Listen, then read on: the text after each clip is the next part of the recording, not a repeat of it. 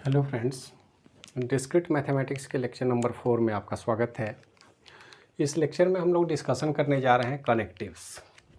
Prepositional logic में connectives का बड़ा रोल है क्योंकि ये प्रोपोजिशनल ऑपरेटर है। प्रोपोजिशनल लॉजिक में जो भी वेरिएबल हम इस्तेमाल करते हैं उनको ऑपरेशन के लिए हमको इसी ऑपरेटर की ज़रूरत होती है। तो इस लेक्चर में हम लोग बारी बारी से ऑपरेटर के विषय में बेसिक अंडरस्टैंडिंग प्राप्त करने की कोशिश करेंगे ताकि आगे चल के प्रोपोजिशनल स्टेटमेंट में के हैंडलिंग में हमें कोई ज़्यादा समस्या ना हो। इस काम के लिए हमने कुछ प्रोपोजिशन भी ले रखा है। जैसे हमारा स्टेटमेंट है इफ़ यू वर्क हार्ड।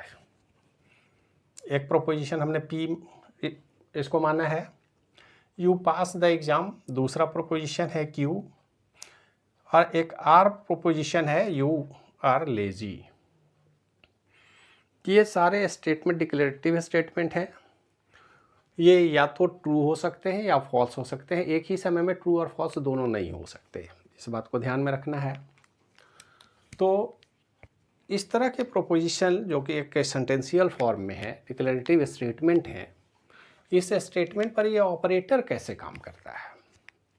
एक बात हमेशा आप ध्यान में रखेंगे कि जब भी किसी प्रोपोजिशन की बात होगी तो जो स्टेटमेंट है और जो उनके कनेक्टिव्स हैं उस स्टेटमेंट पर ही आपको कंसंट्रेट करना है। अपना ब्रेन का लॉजिक नहीं लगाना है। जो भी स्टेटमेंट कह रहा है या जो ऑपरेटर है उसके आधार पर आपको मीनिंग डिराइव करना है। डेरिवेशन इसका अकॉर्डिंग टू स्टेटमेंट होना चाहिए। अपना ब्रेन लॉजिक हमें नहीं लगाना है। हम अपने स्तर से कुछ भी नहीं करेंगे। देखते हैं कि अगर हम यहाँ पर प्रोपोजिशन पी के लिए इफ़ यू वर्क हार्ड, तो यदि हम लिखें नॉट पी, इसको नॉट से भी रिप्रेजेंट किया जा सकता है, या इसी स्टेटमेंट को टिल्ड कैरेक्टर से भी कहीं कहीं बुक में आपको मिलेगा। ये थोड़ा दूर हो गया, इसको और नज़दीक हम रखेंगे।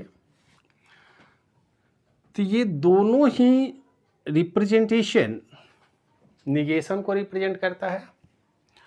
अगर proposition P statement if you work hard को रिप्रेजेंट करता है तो निगेशन ऑफ पी क्या होगा?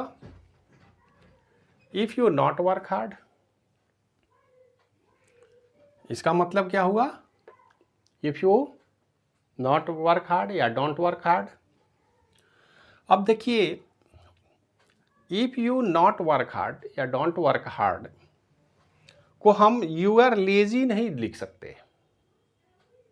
एक स्टेटमेंट देखिए है, आर रिप्रेजेंट करता है यू आर लेजी, तो ऐसा हम कभी नहीं कहेंगे कि it is equivalent to R. क्यों नहीं कहेंगे? क्योंकि हमने अपना दिमाग लगाया है। ये स्टेटमेंट कह रहा है you are not work hard, तो यहाँ पर आर को रिप्रेजेंट करने का कोई मतलब नहीं है। यही हमारा कहना है कि आप अपना दिमाग उसमें नहीं लगाएंगे। जो स्टेटमेंट है, स्टेटमेंट क्या है? If you work hard. तो निगेशन ऑफ स्टेटमेंट या निगेशन ऑफ वेरिएबल रिप्रेजेंट करेगा if you not work hard. सीधी सी बात है। सिर्फ यहाँ तक कंसंट्रेट करना है हमको अपने ब्रेन का लॉजिक नहीं लगाना है कि अगर आप हार्ड वर्क नहीं करते हैं देन यू आर लेजी, और लेजी का रिप्रेजेंटेशन है इसलिए इक्वल होगा। ऐसा कुछ नहीं करना है हमको। सबसे पहले आप स्टेटमेंट को ध्यान से देखेंगे और कनेक्टिव के मीनिंग को समझेंगे और उसके आधार पर आपका डेरिवेशन काम करेगा। अपने ब्रेन के लॉजिक को उसमें लगाने की कोई आवश्यकता नहीं है। आप सिर्फ कंसंट्रेट करेंगे हमारा स्टेटमेंट क्या कहता है, उसका निगेशन क्या होगा। क्लियर हो गया? अब जरा सा ये सिंगल वेरिएबल पर यूज किए जाने वाले स्टेटमेंट है। अब ये कंपाउंड स्टेटमेंट होगा। ये स्टेटमेंट हमारा एटॉमिक है क्योंकि इसको और छोटा नहीं किया जा सकता है। तो प्रोपोजिशनल लॉजिक में अगर इसको हम पी से रिप्रेजेंट करते हैं तो निगेशन ऑफ पी या नॉट पी भी हम कह सकते हैं, क्योंकि ये निगेशन जस्ट नॉट ऑपरेशन के तरह ही बिहेव करता है। तो not P represent if you not work hard. Clear? अब इस तरह से दूसरे ऑपरेटर, इस ऑपरेटर का मतलब आप समझ गए, चाहे ये हो चाहे टिल्ड कैरेक्टर हो, दोनों का मीनिंग सेम है। अलग अलग बुक में अलग अलग रिप्रेजेंटेशन हो सकता है, ज़्यादातर हम इस तरह का रिप्रेजेंटेशन ही रखेंगे निगेशन के लिए। अब एक दूसरे स्टेटमेंट को जरा गौर से देखिए, ये डिसजंक्शन है। डिसजंक्शन मतलब अगर हम ऐसा लिखते हैं P disjunction Q, P disjunction Q, ये और ऑपरेटर की तरह, अगर आप यहाँ पर बाइनरी लॉजिक में देखें तो इसको हम P bar negation of P या नॉट ऑपरेशन को रिप्रेजेंट करते थे, तो यहाँ भी वही मीनिंग रखता, कोई अंतर नहीं है। और इस सेंटेंस का मीनिंग क्या हो गया, P और Q, इस तरह से आप लिख लें। ये दोनों ही ऑपरेशन बराबर हैं। बाइनरी ऑपरेटर जो बाइनरी लॉजिकल ऑपरेशन और जो है वो रिप्रेजेंट करता है यहाँ डिसजंक्शन से। तो डिसजंक्शन को इस तरह से रिप्रेजेंट करेंगे। P कंजंक्शन की बात हम करते हैं,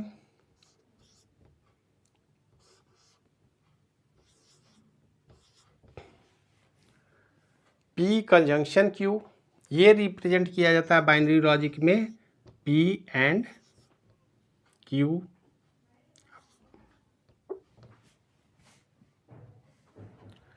ये तीनों ही ऑपरेशन, अब इसके मीनिंग को स्पष्ट रूप से आप समझेंगे।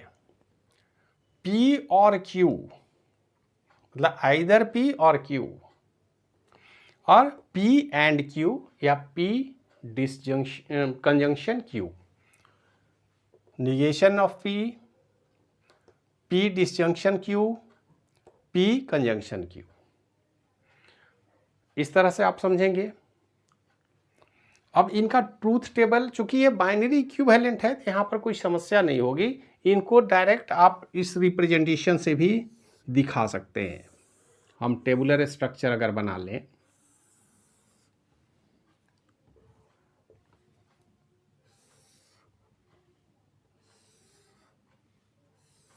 तो जैसे हमने बाइनरी ऑपरेशन में बनाया है P और Q, और यहाँ पर निगेशन ऑफ P आप कर सकते हैं, आप चाहें तो निगेशन ऑफ Q भी रिप्रेजेंट किया जा सकता है। एक यहाँ पर P डिसजंक्शन Q की बात कर लें, और यहाँ पर हम बात करते हैं P कंजंक्शन Q।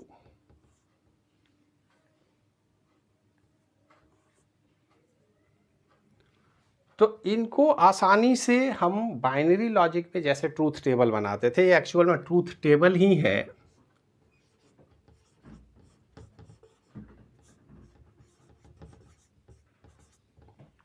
और ट्रूथ टेबल में अगर हम दिखाएंगे तो वहाँ पर हम 0 1 से रिप्रेजेंट करते हैं, यहाँ हम ट्रू या फॉल्स के फॉर्म में रिप्रेजेंट करेंगे, क्योंकि ये सीधे स्टेटमेंट है, स्टेटमेंट कभी 0 नहीं होगा, 0 स्टेटमेंट का कोई मतलब नहीं होता है।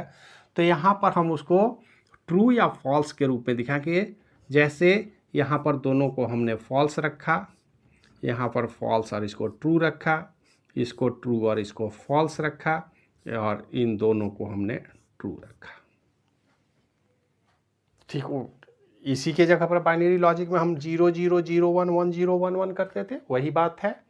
शर्त यही है कि यहाँ पर F या T जो है ये रिप्रेजेंट करेगा उस स्टेटमेंट के स्टेटस को।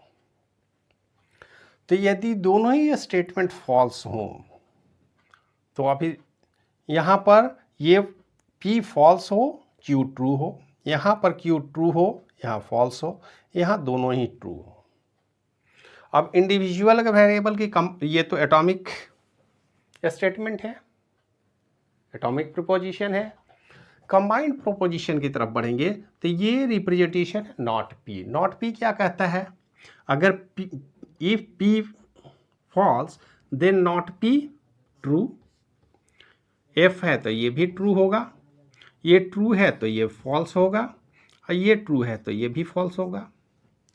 ठीक उसी तरह हम अगर नॉट क्यू की बात करें, निगेशन ऑफ क्यू, तो इस स्टेटमेंट का ठीक उल्टा मीनिंग होगा, ये ट्रू हो जाएगा, ये फॉल्स होगा, ये ट्रू होगा और ये फॉल्स होगा।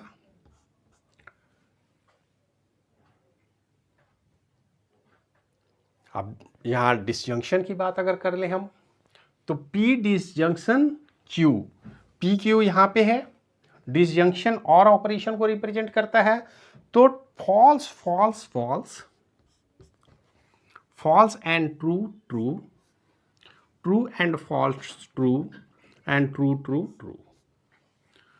और ये कंजंक्शन है, तो कंजंक्शन क्या करेगा, false false false, false true false, true false false and true true true. आप अगर गौर से देखें तो सिर्फ अगर f को हम 0 मान लें, p को हम 1 मान लें, तो हमारा ये रिप्रेजेंटेशन तो बाइनरी और एंड और नॉट की तरह बिहेव कर रहा है। लेकिन चूंकि प्रोपोजिशनल लॉजिक की बात करेंगे तो हमारा लॉजिक ट्रू या फॉल्स होगा, ये ध्यान में रखेंगे आप। इसको कभी भी 0-1 के फॉर्म में ले जाने की जरूरत नहीं है। हाँ, उसकी इक्विवेलेंट है, लेकिन यहाँ मीनिंग ट्रू और फॉल्स का अलग है। जैसे अगर हम क्यू स्टेटमेंट की बात, यू पास द एग्जाम, अगर ये फॉल्स है स्टेटमेंट, इसका मतलब क्या हुआ, ये स्टेटमेंट अगर क्यू ट्रू है, यू पास द एग्जाम, तो अगर क्यू को हमने फॉल्स रिप्रेजेंट किया है, इसका मतलब you do not pass the exam. इस तरह से इसके सेंटेंशियल फॉर्म का एक्सप्रेशन होगा, अंडरस्टैंडिंग होगा। लेकिन ये रिप्रेजेंटेशन हमको ट्रू या फॉल्स के विषय में अगर बात करता है, तो whether this statement is true और फॉल्स, या तो आप पास करते हैं एग्जाम में या फेल करते हैं, या तो वर्क हार्ड करते हैं या नहीं करते हैं, या तो आप लेजी हैं या स्मार्ट हैं। तो इसीलिए हमने कहा कि अगर हम नॉट पी की बात करें तो नॉट पी का मतलब हमेशा if you not work hard होगा, न कि यू आर लेजी होगा। हो सकता है दोनों का मीनिंग एक हो, नेचुरल लैंग्वेज में या हमारे ब्रेन के लॉजिक में एक हो, उससे हमको कोई मतलब नहीं है। हमारा स्टेटमेंट क्या कहता है उसके आधार पर इसका एक्सप्रेशन हम रिप्रेजेंट करेंगे। और ये ऑपरेटर जो है, इनका बिहेवियर हमारे बाइनरी लॉजिक के आधार पर ही काम करता है। तो इस बात को ध्यान में रखेंगे आप। अब इस हर स्टेटमेंट का आप चाहें तो अलग अलग मीनिंग या स्टेटमेंट को डिफाइन कर सकते हैं। जब भी ज़रूरत होगी तो जो परिस्थिति है उसके अनुरूप आप उसको डिफाइन करेंगे। और ये जो स्टेटमेंट है, ये इंग्लिश लाइक स्टेटमेंट या मीनिंगफुल स्टेटमेंट हो, ये कोई ज़रूरी नहीं है। एक बात ध्यान में रखेंगे आप, हम ये नहीं कह रहे हैं कि इसका जो जनरल मीनिंग इंग्लिश सेंटेंस में, ये तो हमने एग्जाम्पल के लिए लिया है ताकि आप आसानी से समझ सकें। लेकिन कई बार ये स्टेटमेंट कुछ इस तरह के होंगे जो आपको कंफ्यूज करेंगे। कंफ्यूज इसलिए करेंगे कि आप स्टेटमेंट पर ध्यान नहीं दे करके उसका अपने ब्रेन के लॉजिक से उसका मीनिंग ढूंढने की कोशिश करते हैं। तो ऐसी गलती कभी नहीं करनी है। आपको इस स्टेटमेंट को पढ़ना है, स्टेटमेंट के रिप्रेजेंटेशन को पढ़ना है, और तब उसका मीनिंग डेराइव करना है according to this sentence. True है या फॉल्स है, पॉजिटिव है या नेगेटिव है। तो 0-1 से रिप्रेजेंट हम क्यों नहीं करते हैं, ये समझ में आ गई होगी। क्योंकि स्टेटमेंट को तो 0 नहीं कर सकते, नल तो नहीं कर सकते उसको, स्टेटमेंट है। हाँ, वो स्टेटमेंट ट्रू हो सकता है, फॉल्स हो सकता है। इसलिए हम प्रोपोजिशनल लॉजिक में जब भी बात करते हैं तो हम हमेशा ट्रूथ टेबल से हम डिफाइन करने की कोशिश करेंगे। ये ट्रूथ टेबल का फंक्शनलिटी जो है, जैसे निगेशन है, डिसजंक्शन है, कंजंक्शन है, तो कंजंक्शन, डिसजंक्शन या निगेशन नॉट और एंड की तरह ही बिहेव करेगा, कोई दिक्कत नहीं है। उसका ट्रूथ टेबल आप बना लें, याद कर लें, वो आप प्रैक्टिस करेंगे तो याद भी हो जाएगी। लेकिन कभी भी आप ये मान के नहीं चलेंगे कि इसको हम 0-1 से रिप्रेजेंट कर दें। 0-1 नहीं होगा, whether the statement is true और फॉल्स।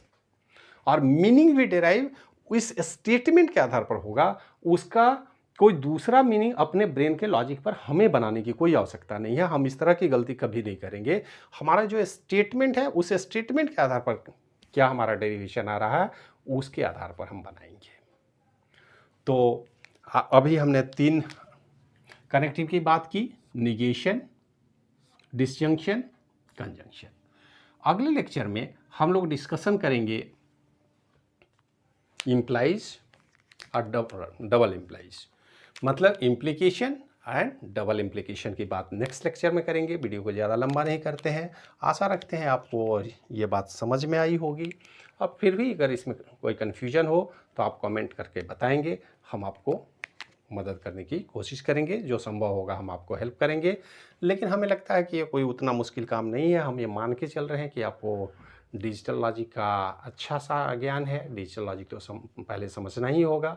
अगर डिजिटल लॉजिक आप समझते हैं तो प्रोपोजिशनल लॉजिक में ज़्यादा समस्या नहीं होगी। रिप्रेजेंटेशन बदल रहा है और चूँकि ये सेंटेंशियल फॉर्म का रिप्रेजेंटेशन है, प्रोपोजिशनल वेरिएबल है, तो इस वेरिएबल को हम ट्रू फॉल्स से रिप्रेजेंट करते हैं और इनके मीनिंग को डेराइव करते हैं अकॉर्डिंग टू प्रोपोजिशन।